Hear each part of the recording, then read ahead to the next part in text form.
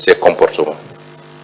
À chaque fois qu'on ment au peuple et à chaque fois qu'un centime est détourné de son objectif, c'est une infrastructure, c'est des décisions de politique publique qui auraient impacté positivement sur la vie des Sénégalais qui aura été compromis. Et c'est pourquoi nous voulons que le peuple sénégalais mesure la gravité de cet instant. Le vrai débat, il est là. Ce n'est pas les diversions qu'on nous sert tous les jours à travers les médias et les réseaux sociaux. Les vrais débats dans les pays démocratiques avancés sont de cet ordre-là.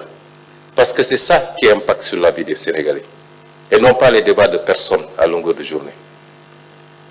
Et je voudrais dire ici que notre combat politique pendant toutes ces années n'a été autre chose que ça. Et nous serons à la hauteur parce que ceux qui ont donné leur vie pour que ce projet aboutisse, nous devons nous hisser à leur hauteur et les rendre fiers d'avoir combattu. Aujourd'hui est un jour important, un point de départ qui, au-delà de la présentation de ces chiffres, doit marquer une nouvelle page dans la vie de ce pays et dans la gestion des affaires politiques. Nous respectons donc la parole donnée au peuple. Cette parole est reflétée par tout notre combat. Sur ces considérations, pendant 10 ans, nous avons alerté. Je me rappelle qu'en 2018, en tant que député, j'adressais aux représentants du Fonds monétaire ici à Dakar une correspondance pour attirer son attention sur le dépassement sur les ressources extérieures de plus de 300 milliards. Cette correspondance avait été préparée par l'actuel président de la République et une petite équipe. Nous avons toujours alerté. Et j'ai toujours dit, sur la tribune de l'Assemblée nationale, qu'on ne gouverne pas un pays dans le mensonge et dans la manipulation. Aujourd'hui, que nous sommes aux affaires, nous pouvons plus aisément prouver aux Sénégalais jusqu'à quel point ils ont été manipulés. Mais rien ne sera plus comme avant. En ne présentant pas notre dossier au FMI par devoir de vérité, nous nous sommes ainsi passés de ressources de l'ordre de 230 milliards de francs CFA au mois de juillet 2024. Mais c'est la responsabilité de ceux qui ont manipulé les Écritures et qui ont privé le pays de ses ressources.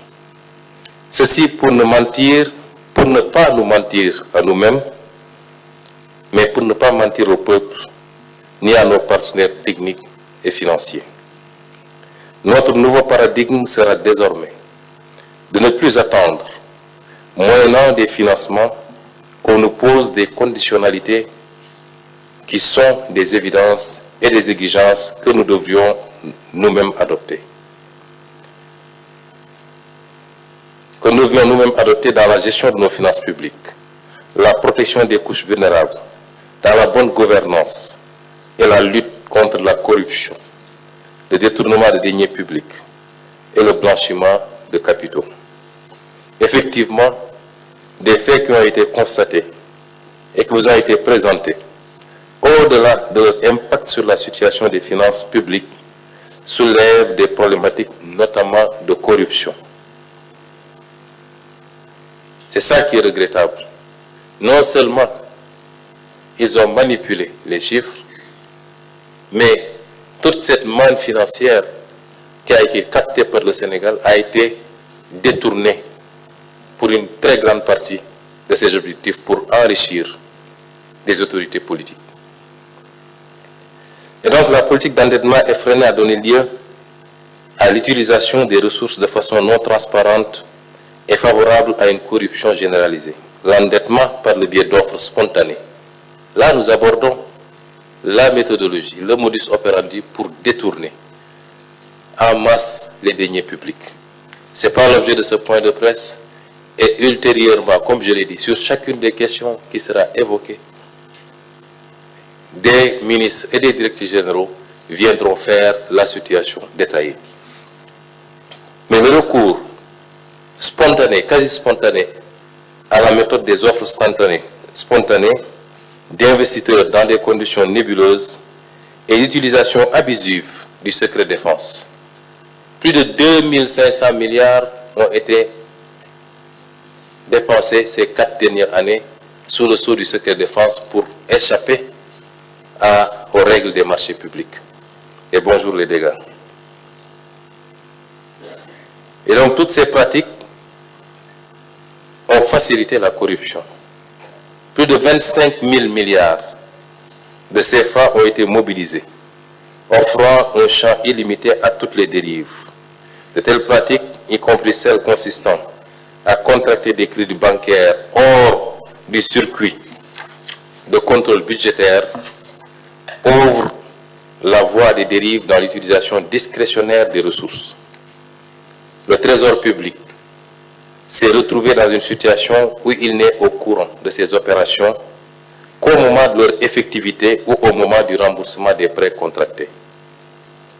Je pense sur toutes les mauvaises pratiques qui ont permis à des lobbies politico-affairistes de détourner une bonne partie de ces fonds de leur destination en s'enrichissant indûment à coups de centaines de milliards. Il en va de la pratique des remises gracieuses.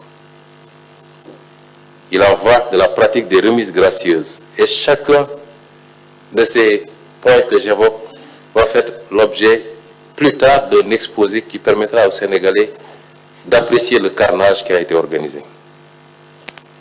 Il en va de la pratique des remises gracieuses, des fausses exonérations fiscales, celle des acquiescements ou autres rachats de créances, celle des certificats nominatifs d'obligation, de l'accaparement foncier et la privatisation illégale du patrimoine bâti de l'État au profit de la famille, au profit du griot, au profit des amis. Et dans les jours à venir, vous aurez tous les détails par rapport à ces pratiques. Il y a même lieu de s'interroger sur les conditions d'attribution des marchés d'approvisionnement du pays en hydrocarbures. Et sur le surfinancement de 605 milliards de l'exercice 2023, une bonne partie a été effectivement utilisée en couverture d'opérations extra-budgétaires. La vérité n'a pas été dite aux Sénégalais sur ce dossier, comme je l'ai dit tout à l'heure. Mais nous n'avons pas trouvé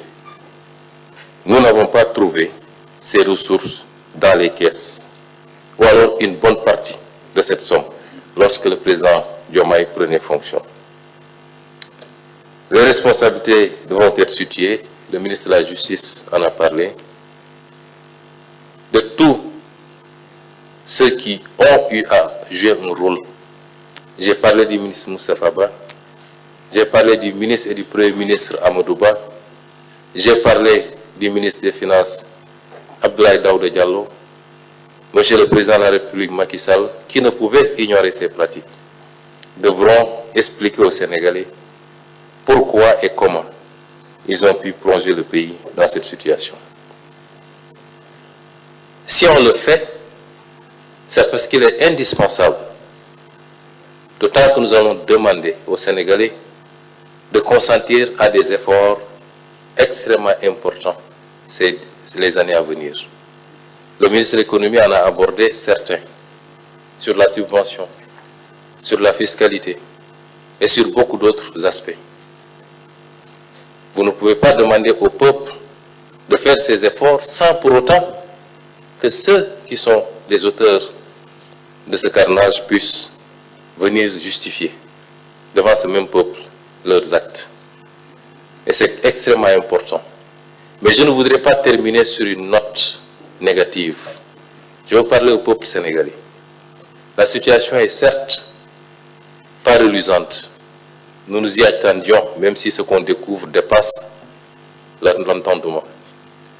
Mais elle n'est pas irrécupérable pour autant. On a beaucoup parlé de nos relations avec les partenaires.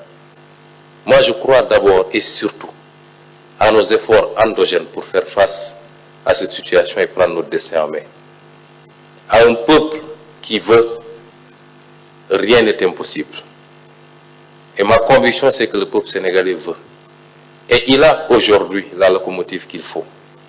Il a des dirigeants, et je le dis ici, sans fausse modestie, il a des dirigeants intègres, compétents, avec une vision qui sera présentée qui a été présenté mais qui sera opérationnalisé à partir du 7 octobre. Des équipes dynamiques, majoritairement jeunes, qui ne ménagent aucun effort pour atteindre le résultat, qui sont dans un engagement patriotique, désintéressé. Pour que ça marche, il faut que le peuple se hisse à la hauteur de ce leadership, en l'accompagnant, en privilégiant le débat qualitatif, en répondant présent à l'effort de développement qui doit tous nous interpeller. Il y aura beaucoup d'efforts à fournir. Churchill avait dit à son peuple en pleine guerre qu'il ne leur promettait pas. Tout ce qu'il pouvait leur promettre, c'est du sang et de la sueur, mais qu'au bout, il verrait la victoire. Nous n'en sommes pas à ça. Nous demandons simplement au peuple de consentir un temps soit peu de sacrifice, chacun et chacune d'entre nous. Et quand nous leur présenterons la nature de ces sacrifices, qu'on fasse l'effort de dépassement qu'il faut, qu'on fasse preuve de beaucoup d'altruisme pour que la chose que nous gérons en commun puisse prospérer. Parce que si elle prospère, chacun d'entre nous individuellement va prospérer.